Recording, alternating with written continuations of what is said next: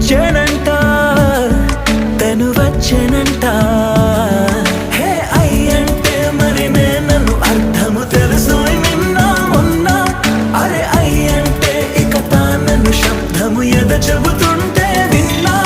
అయ్యో నాకెదురై ఐరావతమే నేలకి పంపిన తెలికలువై తను విచ్చెనంట